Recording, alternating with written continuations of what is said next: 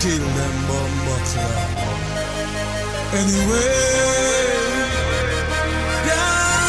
hey yo, how that nigga Tupac used to say it? Yeah, yeah. Rapping 24/7. Every day I'm on top of my game. Hey everybody, this is Sean B. Bradley, and it is Make Money Mondays. One more time, it is Monday, and we're gonna make money. That's right. So let's just get into it. I'm getting into it right now. Does anybody know what the number one reason why people do not buy cars? I'll repeat the question. Do you know out there in YouTube land why the average prospect does not buy a car? Well, when I ask this question to dealers all over the country, they respond with, they don't like the salesperson. They don't like the car. They don't like the dealership. They don't this.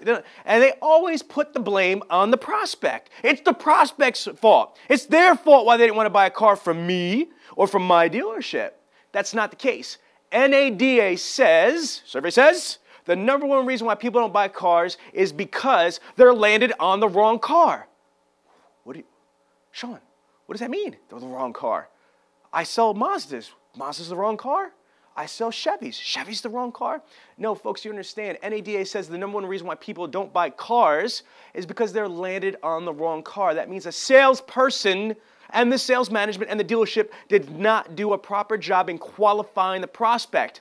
I'll repeat that.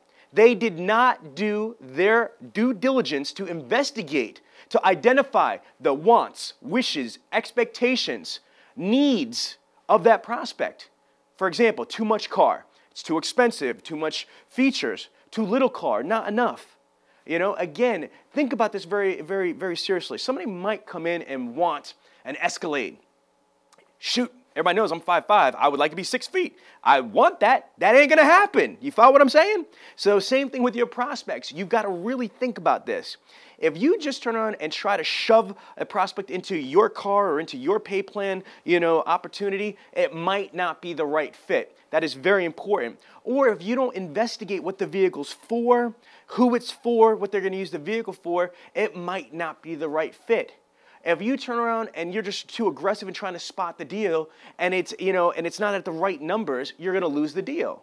So I'm going to source to you Dr. Stephen Covey, again, one of my favorite authors and minds.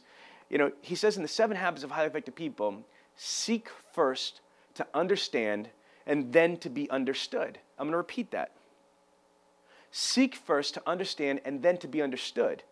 What does that mean? Qualify, people. That's a car person term. That's a car guy, car girl term. Qualify your prospect. Identify their wants, their wishes, their expectations, their needs. What's important to them? Not just, is it 2-door, 4-door you're looking for? Import, domestic? Come on down. You know what I mean? No. You want to identify the details. Because, again, survey says the number one reason why people don't buy cars from a dealership is because they're landed on the wrong car. So what can you do to minimize that? You're never going to be able to eviscerate that and totally, stop that from happening, but you have the power to minimize that. You have the power to turn around and not let that be the main reason or the only reason why somebody doesn't buy a car from you. Let's go through some other data. NADA says that the average closing ratio for a walk-in prospect is about 18 to 20%. It's 18 to 20%. That means 80%, 82% of people are not going to buy a vehicle. How do you increase your closing ratio? How do you go from 18 to 25%, or 18 to 33%, or 18 to 40%? Again, do a better job in qualifying your prospect and identifying their wants, wishes, needs, okay? Now, this might be a little bit hard to do at first because, some of us sometimes have a problem of shutting up and listening. Covey also says this is called empathic listening, listening without jumping in. And I know you've had this. This happens to me all the time, especially as a trainer. I'm talking and I'm looking and I'm like, they're not listening to me. Oh my God, they were just waiting for me to shut up so they could speak. Yeah, I'm sure you felt the same thing too. Think about that. You ever have a conversation with somebody and you're like, oh my God, they're not even paying attention to me. They just can't wait till I shut up so they can just tell me blah, blah, blah, blah, what's going on in their heads. You can't be like that. You cannot just, do stuff like this. Mr. Customer, just so I know, what is the most important to you? Don't care. Besides that, were you interested in this vehicle? You cannot turn around and deflect people, from what their wants, wishes, expectations, or needs are and try to shove them in. I mean, I'm serious. This might not resonate because, some people are taught incorrectly to just, spot deals, shove people in cars. They're not people. They're not humans. They're just ups. They're just deals, 5-pounders, 3-pounders, whatever. You can't think about that. These are individual people.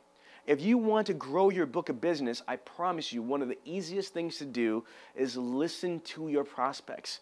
Identify their wants, their wishes, their needs, their expectations, and then try to work with that. Try to work with them and create that win-win. Thank you. This is Sean V. Bradley, and this is just a quick tip for Make Money Mondays.